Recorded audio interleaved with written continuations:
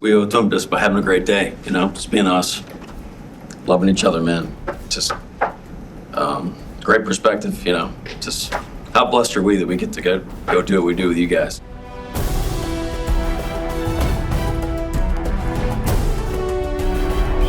And that is how we begin another episode here of the official Hard Knocks podcast. Welcome. I'm Andrew Siciliano. You just heard Seahawks head coach Mike Macdonald in the middle of episode 4, being vulnerable in front of his team. This episode is about vulnerability. It's about the human element. It's about the agony of injuries. And it is about the toll that this game takes and the resolve it takes to make a team and to go out there every single day and put your body on the line. Thank you for being here, friends. We're thrilled to have Pat Harris coming up shortly. He is the director for NFL films for these Hard Knocks episodes. Pat is a Buffalo native. He was on last year. He got to shoot his hometown team. He's going to join us from Nashville, where the Seahawks were doing the joint practice thing. We'll talk about that shortly as well, what that means and how significant those are in Nashville after the joint practice and after the Jake Bobo injury and before the big barbecue and the rookies getting on stage and showing their musical talents as they took their talents to Nashville. But let's get to the human element. 2 players we meet early in this episode, 2 players in essence with their injuries foreshadowed, Bobo and Bud. Jake Bobo and Bud Clark, 2 very different players. Jake Bobo is an undrafted rookie wide receiver from Duke and UCLA that made the team a couple of years ago and brought about, remember, more cowbell, brought about the idea of more Bobo when he was a rookie. The phrase was more Bobo around the building and around the city, like be like Jake Bobo. Be the hardworking, tough guy to make the team do all the dirty work. And then there is Bud Clark, a guy honestly destined for stardom. You saw Nick Eamon-Worry last year as a second-round safety in Mike Macdonald's defense. That guy this year was going to be Bud Clark. He was going to make the team. There's no doubt whether or not he was going to make the team, and he is likely going to be a star. But he's going to be a star after he recovers from the broken ankle we see near the end of the episode.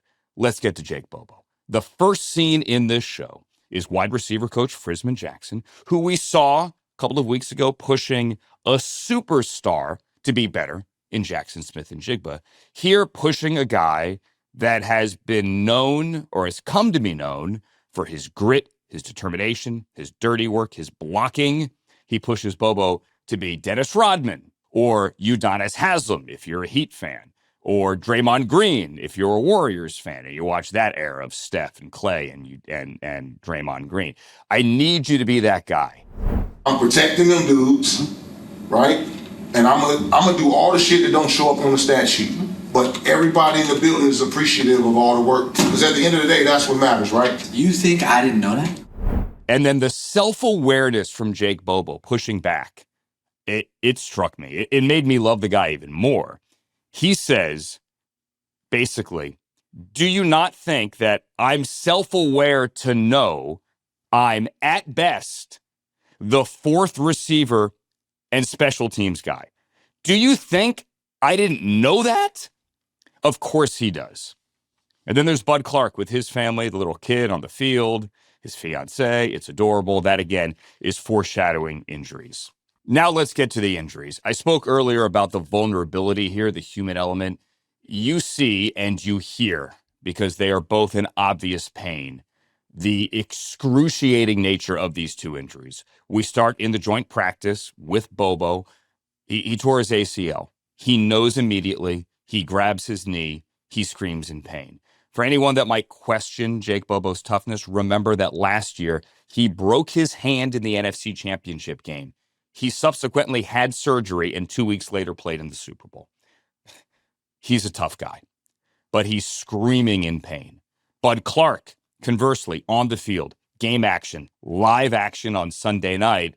He puts his leg down, he plants, somebody comes over the top, and he breaks his ankle. He immediately screams in pain and knows it. Oh, you right? No, my shit just broke. My shit just broke, cuz. Okay, what is it? Oh, my ankle, my right one. Right. Fuck. It's bad? Yeah. He was planted and someone came right over the pile and just caught him. They come out. David Strickland, the head trainer, is there. What happened? My shit just broke my right ankle. You hear the screams, and the players right there know immediately, obviously, what's going on. Covered this game for a long time. I started covering the NFL, very fortunately, when I was very young, 21 years old, 22 years old, covering the Bears back in 1996. I have stood on the field and been that close to the action when guys suffer season-ending injuries.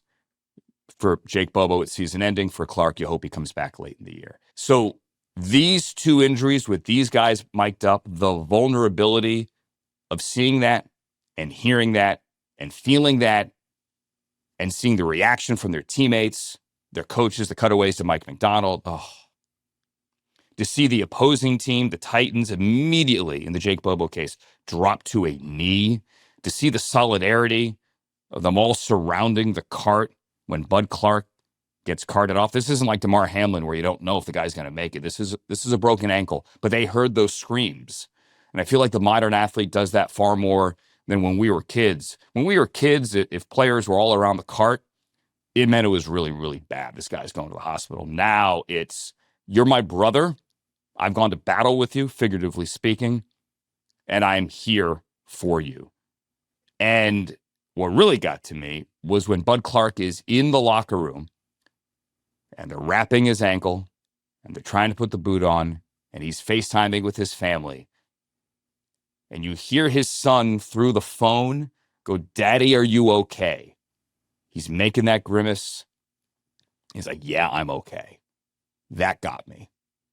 Because when you're hurt like that and you have worked so hard for so long to get to this point and you know you're not going to play for a long, long time. These guys know they're not coming back anytime soon. Their teammates know they have to move on now without him. There's a chance Clark could come back late in the season. Bobo can't officially, like he's done for the year. They put him on IR. Mike Macdonald came to the podium on Friday afternoon as soon as that practice ended and said, "This is a multiple month injury. We all said a prayer for Jake Bobo. We took a knee because we were crushed." Now, there is a little bit of financial security for Bobo. I said he was undrafted. In March, he signed a 2-year contract. He has $1.5 million guaranteed for next year. So there is a road to recovery and a road to be back on this team next year. Getting back to the soundbite with which we started this podcast here. So Mike Macdonald, middle of the show, is addressing the team before they head off to Nashville, and he puts up O.J. Brigance on the screen. I guarantee you most of his players don't know who O.J. Brigance is, and you probably don't as well. He's a linebacker for the Ravens who won a Super Bowl as a special team stalwart on that team that went to Tampa and beat the Giants. He then went on to work in their front office. He's been battling ALS for nearly 2 decades. We lost O.J. Brigance last week. Everybody loved O.J., and even as his body deteriorated, he would still come to the office. And Mike Macdonald and he grew very close, Macdonald reveals here, when Macdonald was an assistant in Baltimore. And he tells his team, as you can see, he's breaking up, that O.J. would text him on game day last year and say a prayer and send positive thoughts. He was rooting for you, Macdonald tells his team, and you didn't even know it. Coach is overcome with emotion. Here's a guy who fought and fought and fought. He battled ALS. He battled Lou Gehrig's disease for nearly 2 decades before that disease won. And you can see how much it affects Mike Macdonald. A coach connecting with a team like that and being vulnerable like that, I cannot tell you how much it makes you rally around that coach. It's not an act. It's not an act. And it brings the team together. He's like what a man is to me. Just a strong guy, but he always had such a great sense of humor. And like when things weren't going right or whatever, you always go find OJ and you try to he's always like a comfort, Let's talk about these joint practices. Coaches love them. They love them. They love them far more than preseason games. As a matter of fact, for some coaches, the work in joint practices, when it's first team against first team, best on best in a controlled environment, is far more important than the game 2 days later. It is a better data point as to who's going to make the team and you get in your best work than the game for multiple reasons. Number one, as I said, it's a controlled environment. Number two, it's not televised. Yes, everyone's got a cell phone in the stands, and that video gets around, but it's not as if the game is nationally televised, as the Seahawks game was on Fox on Sunday evening against the Titans. And plus, there were no starters in that game, at least not for the Seahawks. So in these joint practices, you can show stuff. It's usually against a team you're not going to play later in the season, and you get in your best work. There's also always a risk for injury. Jake Bobo gets injured, and you hear Mike Macdonald before the joint practice tell Cooper Kupp, who's already suited up, hey, man, I think we're going to hold you out of team drills. And then you hear his regret afterwards, like, man, I held Cooper out. And then Bobo moved up, and Bobo got hurt. And Schneider says the same thing. And Sam Darnold's like, yeah, but it was going to happen. Like, it's football. Like, that stuff happens. And Darnold himself says, it is so good to get these joint practices because you get sick of practicing against your own team. Like, this mixes it up. It also, for the road team, allows for some road trip bonding, barbecues, rookies up on stage, that kind of fun stuff. All right, before we get to our guest, let's do some quick hits, some little scribbles, like things that stood out to me that don't deserve like 20 minutes of unpacking. Number one, tip of the cap to Annie Russell. Last week, Brady Russell left at halftime because his wife went into labor. Brady in this episode reveals that Annie was in labor for 30 hours? 30? Before Hadley showed up at 9 o'clock the next night. Thankfully, everyone is healthy and everyone is happy. But he's talking. Brady is with Drew Lock, and they say she's tougher than all of us. Yes, Annie Russell is tougher than all of us. Would you say that I have a plethora? What movie? Would you say that I have a plethora? What movie? What movie? Come on, man. It's totally our era, buddy. Oh my God, I love John Schneider. He is older than me, a couple of years older than me, but I'm screaming at my TV going, Three Amigos, because he's walking around the practice field trying to get people, hey, what movie am I quoting here? All right, Three Amigos came out when I was 12 years old, roughly 1986, for me and my dorky friends. And yes, I was and still am a dork. That was my favorite movie, and we walked around school and like the baseball practice field all day quoting Three Amigos. It's one of the greatest films of all time. It is a masterpiece of American cinema. Number three, the football on a spring outside the DB room. Now, I don't know this for certain, but you see, and this is only a real quick shot, all the players punching that football on the way in and out of the meeting, right? Punch the ball out. DBs force turnovers like Charles Tillman, who went on to become an FBI agent, the legendary Bears DB, the peanut punch.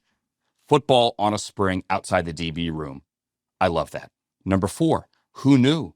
You lose 8 ounces of water per hour while on a plane. I live on an airplane. Hydrate, friends, and always take the aisle seat while you're hydrating. Number five, shout out to Montorie Foster Sr. staying true to Cleveland. You see him meeting his son. Mom is there as well in the lobby of the hotel in Nashville. Did you notice? He's wearing a Cleveland Cavaliers t-shirt. I noticed. Number six, Jadarian Price, the rookie running back out of Notre Dame. He is really fast on the football field. He could change speeds. He could cut on a dime on the football field. He can also change speeds on the mic. He goes from country to hip hop, and he nails them both, changing speeds with the Rookie Talent Show. Well done, Jadarian Price. How about Uso with the guitar nailing Bob Marley? Uso, who makes a huge fourth down stop late in that game 2 days later. Uso with the crowd stopper with the guitar. And then Mike Macdonald wanting his team to celebrate. After the long touchdown run, he wants his team down there. He knows it's going to be a flag, but he wants that moment of joy. And he tells the officials, go ahead, throw the flag. I'm going to let him do it. Just throw the flag. I don't mind. Number 9, I slowed it down. Montorie Foster thought he had a touchdown. The ball hit the ground. Now, I mean, do 99 guys in a bar think it's a touchdown? That's the old Mike Pereira standard. Probably, but I slowed it down. They got the call right. It hit the ground. Without further ado, let's get to our guest. This guy joined us last year. This guy's Pat Harris from NFL Films. He is putting together all these ridiculous shots and weaving this story now through 4 episodes. We recorded this when Pat was in Nashville after the practice on Friday, the Jake Bobo injury, and before the frivolity and the fun and the meat of the barbecue and talent show. I have repeatedly said that NFL Films is the best in the business. This guy is a huge reason why. He was on last year when we took his hometown team, the Buffalo Bills, and put them on center stage for Hard Knocks. Now Pat Harris is with the Seahawks with a defending champion on Hard Knocks, and he joins us on our podcast from a hotel room here on the road because they are working hard to bring you this show. Pat Harris, how the heck are you, man? Great. We just finished up with a little joint practice, hanging out in the hotel room now to finish up, but been a great day so far. How has this challenge been with a defending champion? You have to go back all the way to that very first year with the Ravens in 2001 when you had the team on the show that had hoisted the Lombardi just a couple of months earlier. It's been a fun challenge for us, I think, as storytellers. It's been easy in some ways. When you start off with the Super Bowl ring ceremony and you see those rings, like, you can't help but be grabbed as a fan and be kind of blown away at just the size of those. So it's let us kind of change up our creative thoughts a little bit on the show, and still, keep the core principles of Hard Knocks, but being able to showcase kind of the best in the biz right now has been a lot of fun for us. But that ring ceremony shot, going back to episode 1, was one of those, for me, iconic shots. They lowered them down to the table. That is, A, the rings were crazy, but B, like, what a setup for you guys to shoot that as well. It was incredible. Even when we first walked in to kind of get the lay of the land, and you're kind of looking around, and then they started to do like a little dress rehearsal of what's going to happen. And you hear the big music and you're waiting for, you're thinking like, where are these things? And then we kind of see for the first time. So we knew what was to come as the camera operators and everybody that was in there. But then it was awesome seeing the players' reactions. Like that's pretty next level. That whole night was pretty spectacular, and they went above and beyond to make that for the players. I want to talk about some of the shots that you guys have put together, but let's go back because we went there with the ring to episode 1. The opening sequence, or the first couple of minutes, when you have Renton, Washington, and Lake Washington, and the Seahawks' unbelievably beautiful facility, and you also like struck gold with the bald eagle. How did that happen? We showed up for our first meeting back with Mike and John and the rest of the team, and as soon as we park and get out of the car, we see 2 bald eagles like fighting or whatever they were doing, like swoop down right in front of us. And all of us from the East Coast are like, oh my gosh. So bald eagles right away were on our radar. Our creative juices started to flow. And then it was the idea to basically try to recreate a bald eagle soaring. And we're talking to the drone op and saying, can you do this? Like, it kind of goes against the drone world that he has, where it keeps it stabilized. It's like, no, I think I can, tweak a few settings and almost make it so it's off kilter a little bit. And then they just went and played around for about a day to basically try to see if they can get it. And I saw him after. He's like, I got it. It definitely looks like it. So it was an awesome idea that really kind of came to fruition. And what a great way to start the show. It was amazing. And I heard you joke earlier, but were you kidding when you said you at least thought about or brainstormed trying to put a camera on a bird? You're laughing. It was brought up initially with Tama, the Seahawk that has been flying there. Like, could this be possible? And then did a little more recon, and wasn't going to be possible with her. And then quickly was like, okay, these bald eagles, there's a ton of them that live in a tree right next to the facility against the water. And for various reasons, we're like, yeah, I don't think that's going to be possible. So let's do our best to recreate it. Is Renton, Washington, I have said this, so I guess I'm looking for confirmation. For my money, it's the most scenic, beautiful of all the NFL, all 32, the best facility in terms of, as a filmmaker, it's got to be, right? No question. I think, let alone where it is outside, but then even you go in the building and there's tons of like beautiful natural light. Like, so our operators have had a ton of fun, like kind of flexing their creative juices a little bit to shoot a beautiful facility. And then all the drone stuff. You don't want to rely on the drone too much, but it's hard to say it doesn't look better when you can send it way up, and you're a couple hundred feet above. It's incredible around it. And even the water, I mean, it's getting that nice breeze during practice. Like, it really doesn't get any better. And we've pulled all of our brains to say, has somebody been to one of the other 32? And nobody says anything else compares. And we talk so much about the 12th man. It's a huge part of the Seahawks story and success and their identity. I mean, it's not just a team for a city. It's a team really for the entire Pacific Northwest. You guys have seemingly made a choice. Tell me if I'm wrong or right, that Seattle is kind of the 12th man in this show here, whether it's Hendrix or Pearl Jam or that amazing shot in episode 3 on game day with the skyscrapers and everyone in their apartments and the window blinds coming up. Did you guys set out to show this city as the 12th man and really a character in this show?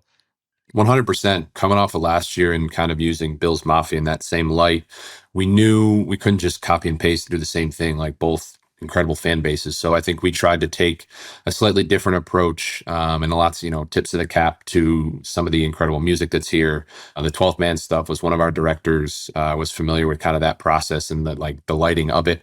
So taking the time to really go and shoot that, it looked incredible. And that was we had a drone, we had a camera outside to get that super slow zoom out shot. And then it was one camera in there following everybody around to get it all done, which is incredible knowing, that looked like almost like a movie production. So that was very fun for us to do. Again, lets us be creative and kind of showcase the city. But it's actually been awesome hearing the music stuff. I'm not a huge Pearl Jam fan, but plenty of people in our building were. So when they pitched the song, all right, let's go. But then the amount of people with the Seahawks that have kind of said, this is awesome. I love Pearl Jam. We learned that when they set up all the meeting rooms on the road, the guy who does that, they play Pearl Jam as like their test song. They play that exact song as like the song to test to make sure speakers and everything are working. So little pieces like that you kind of really appreciate, to say that, okay, we are doing, this city justice with everything we've put in so far. You guys have gone so much deeper with the music. And you also had the music like in the meeting room. I thought that was like an amazingly candid shot as well, where you have the entire team dropping hip hop lyrics and then the juxtaposition in the same episode with Hendrix and with Pearl Jam, the old for the city and then the new for this team. That is a true behind the scenes moment that the average fan would never see. And that's what makes Hard Knocks so great. We are still NFL films. We can, kind of showcase some of that creative power, but we do take you a place, like you said, that people aren't. And I think that's the team camaraderie. That's just training camp in general, just guys being themselves. And it's great, just seeing the coach up there and letting them go. And even when we were watching, Coach Macdonald saw it and he was just laughing. He's like, yeah, there's nothing else you can do but let these guys just go and sing and do their thing. And that was that. So very cool moments. And especially because we don't necessarily see, those meetings are being filmed and we're running around doing other stuff. So it's kind of fun for me to be able to, watch the first cut of the episode and see a stolen moment like that I wasn't, sitting next to our operator watching in real time. So it lets me kind of see some new stuff every so often. Last year, there was the James Cook hold in. That's a lot different than what's been going on the last couple of weeks with Terry and Arnold, where in essence, Hard Knocks is breaking news. I mean, it's behind the scenes as John Schneider talks to Nicole Lynn, Terry and Arnold's agent, as he talks to his head coach, as he talks to former teammates at Alabama, that whole process. What has that been like as you guys pull back the curtain to really get some insight on a story that is at the top of the headlines when it comes to NFL news? It's certainly different for us at times, different for me being in this position, knowing last year that the hold in, entirely different style, that we're trying to document everything that's happening. But this one's been, I think, nice for me in that there is no opinion here. We're not trying to weigh in one way or the other. I think we're just really trying to document. The team's been incredible, having cameras in John's office and in Mike's office and mic'd up on practice field. And we're all the places, we're accustomed to being with this show, and we've been able to tell a different side of this story, and kind of see all the work and prep that the team has really put in to make sure they are making the right decision. That's a very well-run organization, and from the beginning, I think they said they were going to do their due diligence, and it's been, I think, refreshing for us to be able to show that process happening, and I think hopefully it's been captivating for the audience. I think it has. Pat, what has surprised you these couple of weeks? But you guys have obviously been shooting a lot more film than just 3 weeks of training camp. They're team meetings. I think I've sat in on many team meetings over the years. Theirs are just entirely different than I've experienced. They're still breaking down the football, but there is such a camaraderie and a culture, I think, that comes across in various different ways. We have a lot of really good stuff, that we're ultimately saving for that last episode to kind of bring it home. You can sit in a meeting and people can be vulnerable and they can open up. There can be emotion that immediately you flip and you see a movie trailer to lead into something technical that they're trying to teach the guys. And then you have a funny joke that's said. So it's like this constant wave. And even talking with our crew, after, again, they've sat in on many meetings and they just come out and they're like, that was really good. I learned something, or that was very entertaining for, 15 minutes of what it was. So a lot of times you go into these meetings and they're all relatively the same, a little personality here, but you get down to business and they're taking care of their business, but in such a unique way that I think is so true to them. And is that all Mike Macdonald? Is it bigger than him? I think it starts with Mike. He's running point on all these, but I think he's given a lot of ability to his assistant coaches to get up and talk to the team and kind of give different presentations and kind of let their personality, show up throughout the meeting room. So that's something I think we want to continue to highlight, but it's led to, I think, very captivating meetings. And we're just standing there off to the side filming. So you can see the players are engaged, our crew's engaged. So I think it's made for good TV and hopefully better TV as we keep going. I had said before the first episode, I think Mike Macdonald is going to emerge as the star of this. I know you're not ranking, you're not doing a top 10 list here, but have you ever been around a coach like Mike Macdonald? Does he remind you of anybody? No, for me, he's the first coach that we're right around the same age. I started off doing this younger. So this is the first time that, he'll make movie references that are right in my wheelhouse of stuff. So I've appreciated that and developed a good relationship with him, just talking and making small talk here and there. So I think I didn't know what to expect coming in, because I think even when we first met him, he's like, oh, I'm a little awkward and everything, but he's blown me away with just how genuine I think he is. And he's so comfortable in his own skin and just lets himself be himself on camera. And I think that makes for, selfishly, that makes for the best TV, but I think it has made people really kind of see a very unique side to him. Yeah, I think maybe it was episode 1 where he says, correct me if I'm wrong, I'm paraphrasing, something like, I'm the most awkward man in America, or the most awkward man in the history of the world, whatever it was.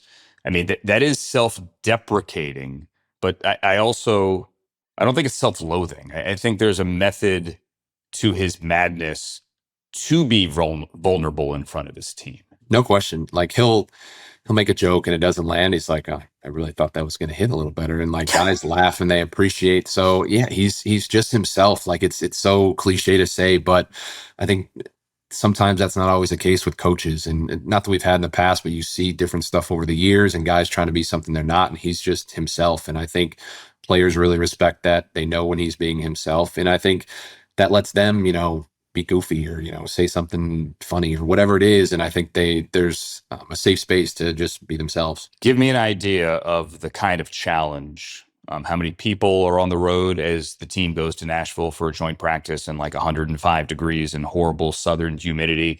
How many cameras, how many, hours of film just from a joint practice and a road trip that you guys have to shoot?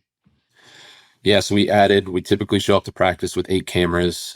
We added 2 for this additional practice just because we realized stuff is happening at the same time. Offense and defense are going at the same time. So each field had a top and a ground camera. Then we had 6 wire crews, filming different players and coaches and everything that's happening. So I tried to tell our crew last night, like, look, if you haven't done a joint practice, it's a lot of fun. It's chaotic. Like there's stuff happening simultaneously. We were very mindful of where our crew was during those team periods, just because you might be so locked in on something here. There's something behind you. We want to keep everybody safe. So it was very fun in that sense, that it's like a new challenge for us. But then I think, the heat was a rude awakening. We've been spoiled in Seattle. I think that's more what we've been used to, or I've been used to throughout my years doing this. But I think you can't not enjoy it. Like I think that's as exciting, if not more exciting, than some of the preseason games, just because there's so much energy and excitement, especially as the first and only joint practice for the team. I think that's just added a new level of excitement, and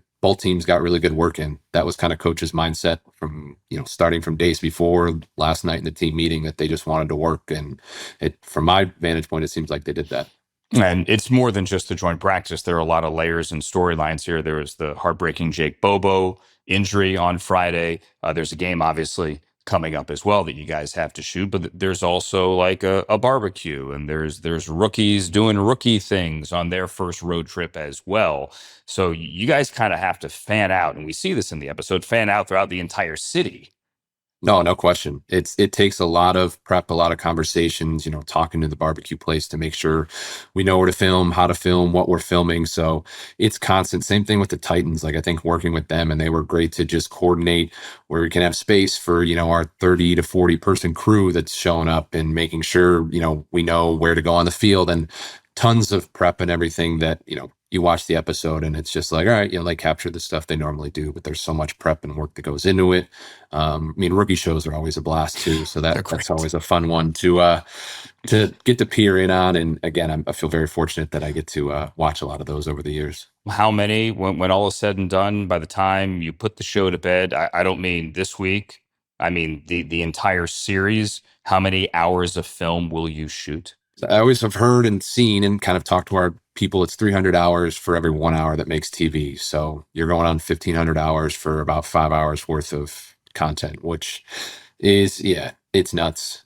It's crazy what the standard we've been able to set for ourselves, that we're able to take in all that footage, all those cameras, even all the data now. I mean, that's just a crazy thing to be able to have a storage space for it and send it across. So we're very fortunate, I think, that we have a pretty good infrastructure to handle all that, and it makes for the best TV when you shoot as much as you can. I think you can whittle it down and make the best 50 to 60 minutes each week. The very first shot, one of those first shots, was Derek Hall rolling in episode 1 in his monster truck. Have you driven it?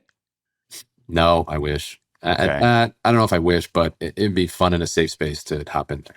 I have 2 more questions. Number 1, when he rolled through the drive-through, did he really not know what he wanted? Like, he just randomly said, I'll take what she had. Like, the person in front, like whatever latte, mappa, mocha frappa, whatever the heck it was, I'll just have what they had. That's real. I'll have what she's having. Like, right. That was, exactly. Yes. I'll have what she's having. Billy Crystal wasn't there, but Nope. I've never heard anyone order coffee that way. He's a very awesome personality, and I think just unpredictable in that sense. Like, we didn't know coming in that he had monster truck or short shorts or anything. So we knew he had personality from, being around the sidelines and over the Super Bowl stuff, but did not expect any of that. So he's an unpredictable guy, which is, again, makes for very good TV. Has he paid you for the camera he broke? He did not. That was a funny one. Coming in that morning, the crew was there filming it, and they come in and say in 2 full sentences, "We got an awesome shot. Also, we broke the camera."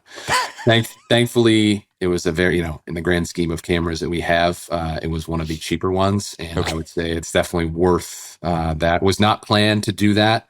It's just, monster truck did what monster trucks do. Sunday, he ran over your camera. Yep. Okay. And finally, this is the only time that I can remember, correct me if I'm wrong, that NFL Films and the NFL announced 2 Hard Knocks at once, other than maybe an in-season one, I don't know, but like back-to-back summer Hard Knocks, the original Hard Knocks. This year, the Seahawks, and then next year, the Patriots, who coincidentally played the Seahawks in the opener, obviously a rematch of Super Bowl 60. So the 2 Super Bowl teams from last year. Are you working already on the Patriots? Do you have an eye on next year as you do this show? Not yet. I wish I could say I did. I think anytime my brain is so committed on this, that anytime I have to branch off and even think about other projects for this season with NFL Films, it's hard. So I think I've kind of told myself, all right, put a pin in that one. Once we get back into the season, start, obviously I'm going to keep paying attention to Seahawks. We kind of naturally do that with everybody out here, and then start paying attention to this, to the Patriots and see. But ironically, I just found out my cousin is getting married next year, ironically in Boston. So it kind of worked out pretty perfectly. It'll be a fun summer, once we get there. But we're still on Seattle right now. Pat Harris, I can't thank you enough for doing this. Hard Knocks for all of us here. Tip of the cap. It's been amazing so far. Survive Nashville if you could, and bring this thing home in these next 2 weeks. Can't thank you enough. Awesome. Thank you so much for having me. A lot of fun. Tip of the cap to Pat for his cinematography there in Nashville. I still can't wrap my my brain around Derek Hall just randomly picking a coffee order. Oh, I'll have what she's having. Really? I don't get that. I wish I had asked him, how expensive is the camera that Derek Hall broke? Curious minds want to know. And before we go, let's do our 12th Man of the Week award. Last week, we gave it to a little kid. This week, we're going to give it to a group of individuals. You see David Strickland, the chief athletic trainer for the Seahawks, out on the field talking Bud Clark through the process here. Hey, man, breathe. We're going to put an air cast. We're going to get you up on the cart, and we're going to get you to the tunnel, right? Every NFL team has these hardworking people behind the scenes, medical staff, training staff, nutrition staff, right? We see the nutrition staff here as well that are getting these players through training camp and getting them through the season. It requires a great deal of empathy. That brings us back to the whole human element here. We're gonna get this splinted up. Yep. You're gonna be feeling okay. All right. All right? Yep. Just breathe. Concentrate on breathing. Okay, concentrate on breathing. Nice job, brother. We see Strickland's empathy there, right? For Bud Clark on the field, a young man whose dreams were just crushed. 12th Man of the Week award to the Seahawks training staff. I cannot wait to see next week where the Seahawks are in Kansas City. I'm assuming more barbecue. Nashville to Kansas City, that's a good barbecue tour in the summer. And I'm all but guaranteeing, although I can't promise, but I bet you there's a Travis Kelce appearance or cutaway. Does Taylor Swift come? I don't know. I'm hopeful. Does she come to preseason games? I don't know. Tune in next week and find out. And next week, in all seriousness, is the end of the show, and it's the end of this journey for all these guys trying to make the defending Super Bowl champions. Does Montorie Foster make the team? It's a cruel business. The Jake Bobo injury gives him a clear path to make the team. It's simply the way this business goes. Does Uso and his guitar make the team? And as we see the storyline develop, not just in Hard Knocks, but around the NFL, does Jalen Milroe, a third-round pick from a year ago, a quarterback with all the accolades at Alabama, who was the 92nd overall pick, does he make the team a year later in year number 2?